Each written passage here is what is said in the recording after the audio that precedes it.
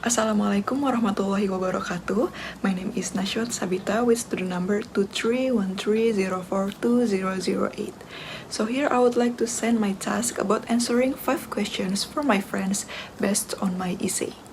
So for the first question is, in what ways do social relationships or participants and emotional tone or key influence junior high school students' attitudes and engagement toward English learning, based on the speaking model and Garrett's theory of language attitudes? So the answer is, social relationships, such as those with classmates, teachers, and parents, influence students by providing emotional support, encouragement, and motivation to learn English. These relationships serve as sources of social expectation and validation, which shape behavioral attitudes toward language use. According to Garrett's theory, such social actors affect how students feel, think, and act regarding English learning. Meanwhile, emotional tone refers to the atmosphere or manner in which English is used. If it's positive, such as students feeling confident and unafraid of making mistakes, it fosters risk-taking and engagement. A supportive tone can transform learning into a motivating experience, reinforcing effective attitudes and increasing willingness to participate. Number 2, according to your study, how do participants and emotional tone influence students' attitudes toward learning English? And what practical suggestion does she offer for teachers? So the answer is, participants influence students by creating a social meaningful context for using English. Peers enable practice opportunities, teachers provide evaluation and support, and parents contribute to students' sense of achievement. The social presence reinforces students' behavioral and cognitive attitudes. Emotional tone, when positive, helps build confidence and reduce anxiety, encouraging students to speak English even when they make mistakes. The studies suggest that teachers should create socially rich and emotionally safe environments, such as encouraging peer collaboration, showing appreciation for students' effort, and designing activities that are both engaging and supportive. These practices strengthen students' motivation and deepen their connection to the language. Okay, next, the question number 3.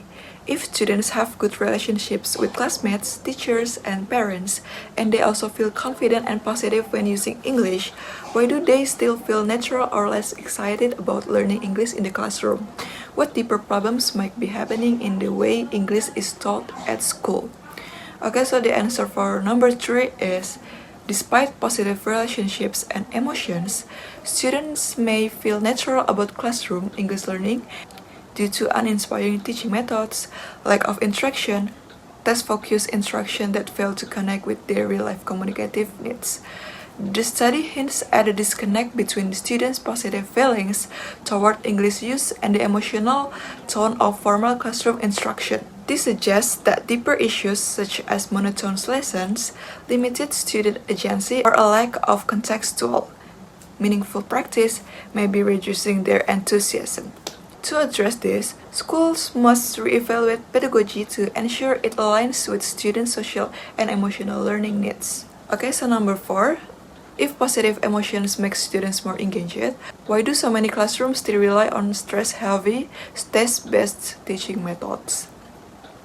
So many classrooms continue to emphasize test-based methods due to systematic pressures, such as curriculum maintenance, standardized assessments, and accountability measures that prioritize measurable outcomes over students' well-being. Teachers may also lack training or resources to implement emotionally supportive and communicative teaching methods. While research supports the value of positive emotions in engagement, institutional interior and assessment culture often override these insights. As a result, even well-meaning educators might default to methods that emphasize memorizations and performance over meaningful interaction and confidence building. Okay, so the last question is, do you think the positive emotional tone described in the study is sufficient to sustain long-term motivation in language learning? The answer is, while a positive emotional tone is essential in initiating and maintaining motivation, it may not be sufficient on its own for long-term language learning. Sustainable motivation also requires meaningful content, consistent progress, and sense of purpose and opportunities for authentic communication. Emotional tone creates the right environment, but it must be paired with effective pedagogy, goal setting, and real-life relevance. If the learning experience becomes repetitive or lack depth, even a supportive atmosphere might not be enough to keep students motivated over time. Okay, that's all from me about the question of my essay. Thank you. Wassalamualaikum warahmatullahi wabarakatuh.